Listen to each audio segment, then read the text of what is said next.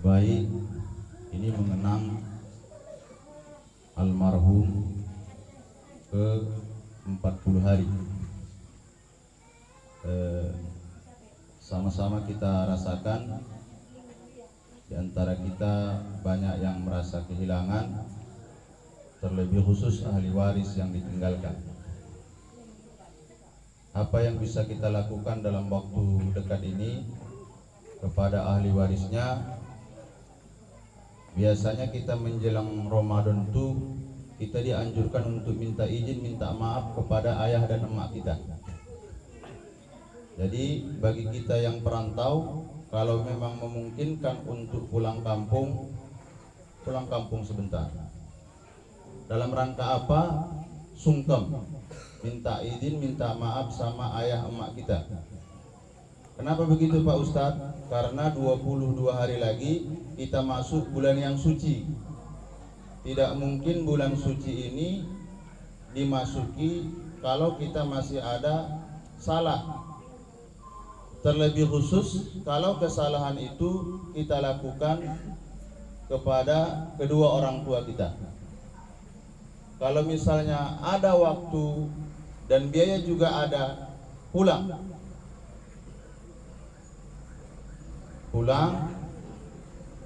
cium tangannya, cium keningnya, peluk tubuhnya yang sudah mulai rapuh. Itu bagi yang masih ada. Bagi yang sudah tidak ada, seperti bere kami ini, ini berat nih. Berat. Kenapa berat? Kalau sudah tidak ada rindu kita, apa yang bisa? Lihat momen-momen kebahagiaan dia. Apa tempat-tempat yang ia lakukan? Kalau misalnya ada sejadah yang sering ia pakai untuk sholat sunat, duduk di situ, bacakan Fatihah. Pak Ustadz, tak mungkin kami pulang di menjelang Ramadan nih. Terus kapan pulang? Nanti Lebaran. Setelah Lebaran nanti usahakan ke sana, ke kuburannya. Apa yang dilakukan? Ziarah. Ini variasi juga nih, Pak Ustadz, boleh enggak kita membawa bunga-bunga ke kuburan? Habis itu di beberapa pekuburan di kota itu air mawar dijual. Boleh itu Pak Ustadz? Boleh. Kenapa? Karena ketika nanti kita taburkan di atas kuburan itu, setelah itu disiram dengan bunga air mawar. Nah, pada prinsipnya ini sesuai dengan anjuran Rasulullah. Rasulullah tak lakukan itu. Yang diambil dia pelepah korma. Apa lawanginya pelepah korma? Tak ada. Kata Rasul, dia selagi ia masih basah, maka selama itu pula lah ia bertasbih dan memohon ampun untuk kesalahan mayit ini. Pertanyaannya, kalau pelepah korma saja bertasbih meminta ampun diterima oleh Allah Subhanahu wa taala, apalagi anak kandungnya? Seperti itu. Terus Pak Ustadz, karena rindunya saya sama ayah saya itu, nyampe saya ke kuburan cerita kesuksesan saya. Ya, ayah, tenanglah ayah di sana. Setelah ayah tiada, aku urus seluruhnya. Apa perbuatan-perbuatan ayah yang baik aku lanjutkan. Bercerita kita di kuburan itu. Boleh enggak kira-kira? Boleh. Siapa yang melakukan ini? Rasulullah sallallahu alaihi wasallam. Pada tahun keberapa? Pada tahun ke-10 dari Hijriah terjadi Futuhul Makkah, penaklukan kota Makkah. Itu pasukan yang dipimpin oleh Rasulullah sallallahu alaihi wasallam mampu menaklukkan kota Makkah tanpa meneteskan darah. Apa kata Rasul? Mandawala dari Abi Sufyan fahuwa amin. Kalau mau masuk selamat, masuk ke rumah Abu Sufyan. Abu Sufyan ini belum Islam, tapi karena dia dihargai, rumah terbesar pada saat itu Abu Sufyan, masuk Islam dia setelah itu. Udah, selama penaklukan terjadi, Utsman pergi ke rumahnya, seluruh sahabat-sahabat pergi ke rumahnya. Kenapa? Karena sudah lama meninggalkan kota kelahiran mereka di Madinah. Rasul tak mau dia pulang rumah. Kemana dia? Ke kuburan Khadijah. Apa yang dilakukan di kuburan Khadijah itu bikin tenda. Tidur di sana, tidur, dan tidak mau diganggu oleh sahabat yang lain.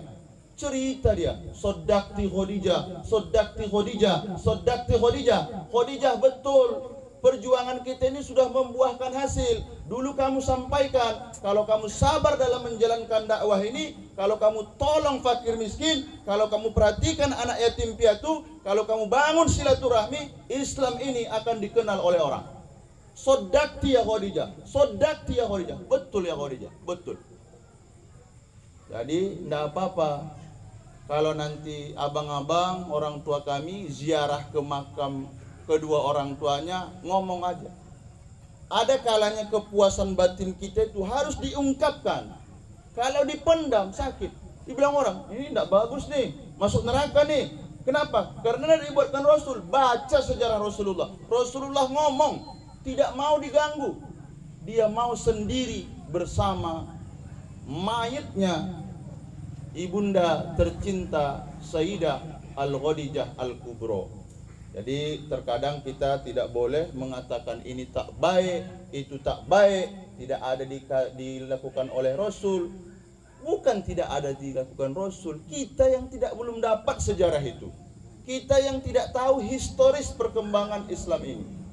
Jadi mudah-mudahan pesan kami kepada bere kami, apa yang ditinggalkan almarhum yang baik, lakukan. Kalau rindu, lihat mana sejadahnya, lihat mana tasbihnya, lihat mana serban yang pernah ia gunakan. Pakai itu, bacakan Fatihah, Al-Fatihah sampai. Selanjutnya, bagi kita yang ditinggalkan ini, apa pula yang bisa kita lakukan? Mumpung masih ada 22 hari lagi, ingat orang-orang yang berjasa dalam hidup kita. Ada kawan kita, suka dia dulu, sukanya makan bakso, sukanya makan pecel, belikan pecel. Terus kita sedekahkan sama orang. Kita niatkan, ya Allah, ini kawan saya dulu satu perantauan, sama-sama dulu kami kemarin nih membuka teran ini. Terus ini saya niatkan sedekah. Ketika kita niatkan sedekah untuk almarhum orang-orang yang berjasa dalam hidup kita, Allah akan beri itu sampai kepada mayit tanpa mengurangi apa yang kita berikan. Ini saja yang ingin kami sampaikan. Tidak ada maksud mengajari apalagi menggurui, sekedar mengulang-ulang kaji. Terlebih khusus karena untuk bere kami ini dia anak yang pertama, jaga kepercayaan yang sudah Allah titipkan, dewasa dalam menyikapi masalah, hargai orang-orang tua, jalin silaturahmi terhadap yang sudah diciptakan oleh almarhum. Sekian dari kami. Selanjutnya kita membaca doa. Dalam hal ini kita mintakan kesediaan Ustadz kita, Ustadz Sarnu yang memimpinnya.